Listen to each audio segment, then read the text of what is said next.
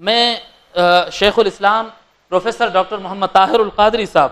جو میں سمجھتا ہوں شاید ہی میری کوئی تقریر جاتی ہوئی ان کا نام لیے بغیر، کیونکہ ان کی بڑی کرم فرمائی ہے ذہن کو وسعت دینے میں اور شرح صدر کرنے میں، کہ ان کے کلمات سننے کے بعد، ان کے خطاب اور تفہیم سننے کے بعد یقیناً شرح صدر ہوتا ہے۔ شیخ الاسلام پروفیسر ڈاکٹر محمد طاہر القادری صاحب تھے کہ اس صدی کے وہ مجدد ہے، الحمدللہ وہ دین کے ہر شعبے میں کام کیے، اور من جملہ ان کے کاموں کے جو ابتدائی طور پر قرآن پڑھتے ہیں، جو بچے اور بچیاں ابتدائی طور پر قرآن پڑھتے ہیں، قرآن پڑھنا سیکھتے ہیں، تجوید سیکھنا چاہتے ہیں، یا ابتدا ورڈ ٹو ورڈ قرآن کا ٹرانسلیشن جاننا چاہتے ہیں، شیخ الاسلام نے ان کو بھی خالی نہیں کیا۔ شیخ الاسلام پروفیسر ڈاکٹر محمد طاہر القادری صاحب کے ایک شاگرد رشید حافظ محمد سعید رضا بغدادی، جو جامعہ منہاج القرآن سے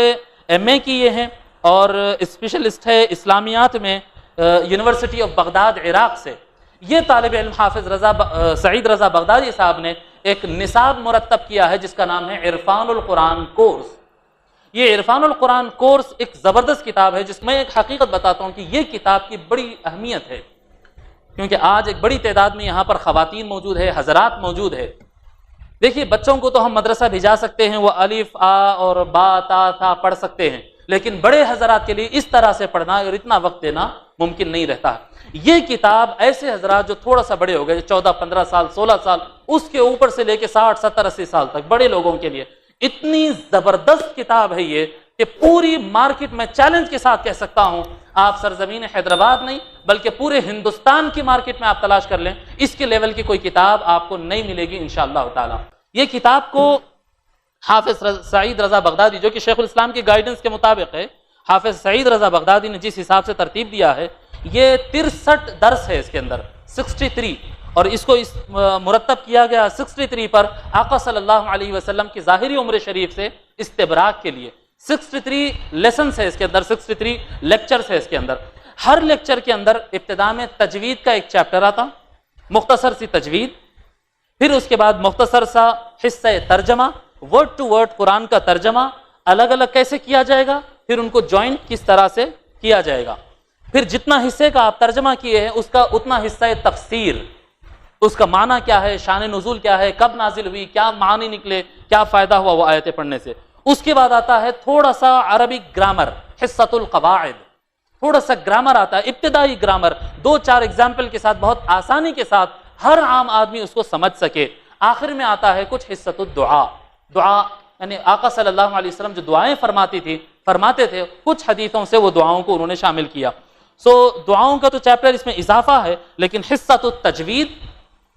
تجوید کا حصہ، ترجمے کا حصہ، تفسیر کا حصہ اور گرامر کا حصہ، پہلے پارے پر مشتمل یہ کتاب ہے۔ 63 لیکچرز میں انہوں نے کیا کہتے ہیں، ایک پارہ الف لام میم کا جو پہلا پارہ ہے، وہ پہلے پارے کو مکمل کیا ہے۔ میں آپ حضرات سے پرزور اپیل کرتا ہوں کہ یہ کتاب لیجئے، یہ کتاب لیجئے، بڑوں سے کہہ رہا ہوں میں، بچوں کے لیے نہیں کہہ رہا ہوں۔ یہ ہر بڑے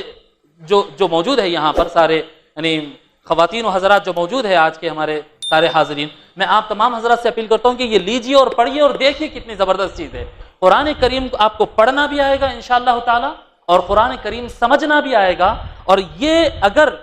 اگر آپ یہ ایک پارے کو صحیح ڈھنگ سے،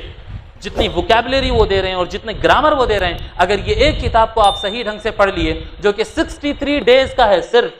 63 ڈیز کا ہے، اگر اس کو صحیح ڈھنگ سے پڑھ لیے، میں یقین سے کہہ رہا ہوں آگے قرآن کریم سمجھنا آپ کے لیے اتنا آسان ہو جائے گا کہ آپ قرآن کریم کا کون سا بھی ترجمہ یا ایک مختصر ایک تفسیر لے کر آپ ابتدائی معانی اس کے آسانی سے سمجھ سکتے ہیں۔ کیونکہ یہ قرآن کی محفل ہے اور طلبہ حفظ قرآن یہاں پر موجود ہے اور سارا تذکرہ قرآن ہے، تو میں مناسب سمجھا کہ عرفان القرآن کورس آپ کے سامنے یہ بات رکھوں۔